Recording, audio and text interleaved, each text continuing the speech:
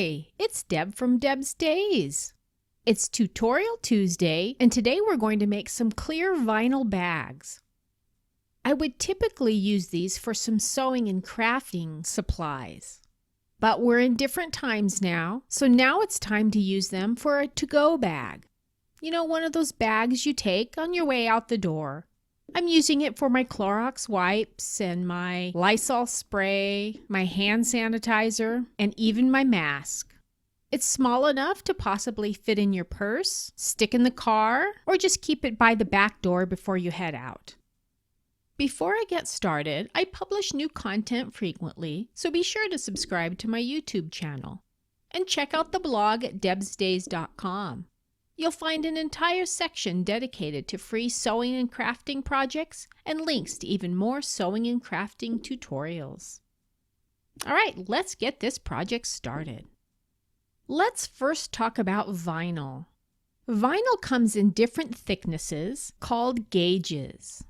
I'm using a 12 gauge vinyl. It works well with this project, but you could use a different thickness of vinyl as well. Vinyl is difficult to sew, and you need a Teflon sewing machine foot, which I don't have, so I'm using something different. I'm going to use some painter's tape. I've placed painter's tape on the bottom of my foot, and I've also placed it on my sewing machine itself. I would highly recommend practicing with a little bit of vinyl first. The thing about vinyl is you can't pick out the stitches because it makes holes, so you'll want to make sure you're good to go before you start this project. Along with your regular sewing supplies, for this project you will need 3 pieces of fabric, each measuring 5 inches by 11 inches. You'll need 2 pieces of the clear vinyl.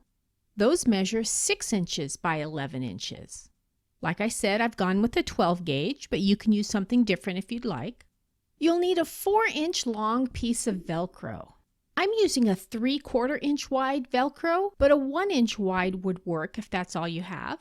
And then the painter's tape. Let's first work with the fabric pieces.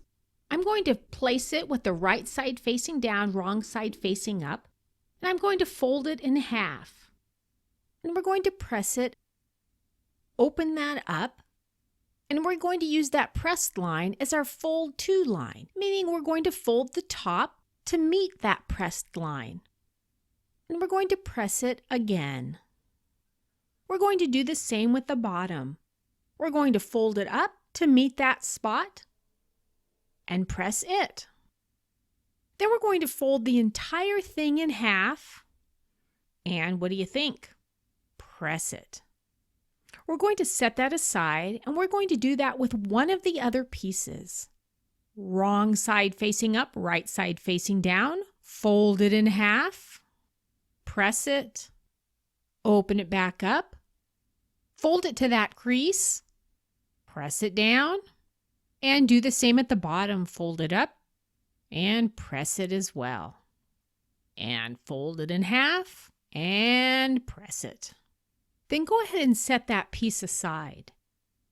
Now our third piece of fabric, we're going to treat a little bit differently.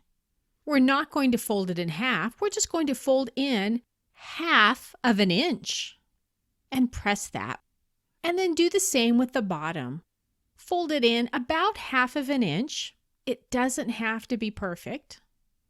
And press it. We're going to match the raw edge with the piece of vinyl. You might be thinking about pinning it, but remember, if you put pins in vinyl, it's going to create holes, and we don't want that. So I've lined up all the edges. We're going to stitch right inside the edge of that crease that we had pressed. If you can adjust the stitch length on your machine, make it a little bit longer of a stitch. It seems to make it more secure because we really do want to limit the number of holes we're placing in the vinyl. I've gone ahead and stitched that right inside that pressed line. You can see if I were to fold it, look at that nice sharp press I've created without having to iron anything close to the vinyl. Now we're going to do the same with the other pressed side. Place your vinyl along the raw edge of your piece of fabric. And same thing, let's clip that and we're going to stitch it. One hint I have for you: if you stitch with the vinyl side facing up, it seems to work better. At least for me it does with my machine. I'm going to take it and stitch it right inside that pressed line. All right, I have vinyls on both sides of that one piece of fabric. Now what I need to do is secure that fabric down to the vinyl. So I'm going to take some stitching right along the raw edge of the vinyl on both sides. That way it'll secure it down so you don't have vinyl flip-flopping around on you. Now we need to take that other fabric piece and add it to the top. Open up the other fabric strip we've made, the one we folded in half, and place the vinyl all the way up into the middle and clip it in place. Now I'm going to do 2 rows of stitching on this piece. 1 row of stitching along the edge closest to the vinyl, and then I'm going to do another row of stitching close to the outside edge. When I have that attached on one side, then I'm going to do the same on the other side. Place the vinyl into the middle of the piece, fold it in half. I'm going to clip it in place, and then I'm going to take the same stitching. And then we need to work with the velcro. Since it's a 4-inch piece of velcro, I've already made a 2-inch mark. I also need to find the midpoint of the bag. I've just marked it with a pencil at the 5.5-inch point. Now remember, you need to mark it on the inside because that's where your velcro is going to go. I'm doing it on both sides. We'll be matching up those marks. I'm going to go ahead and grab my glue stick. I'm a big fan of these glue sticks, and place it on the back of the velcro piece. And then match up those marks. That'll hold it in place as we sew it in place. I have that one stitched down. We're going to do the same on the other side. So go ahead and find your mark again. Get that glue stick on there to hold that temporarily in place. And match up those marks. And then take it to the machine and stitch it down. Right, I have both of those stitched. Now we need to place it with the velcro facing out because we're going to stitch the sides together. Make sure you match up the bottom seam, match up those fabric pieces at the bottom on the edge, and do the same at the top.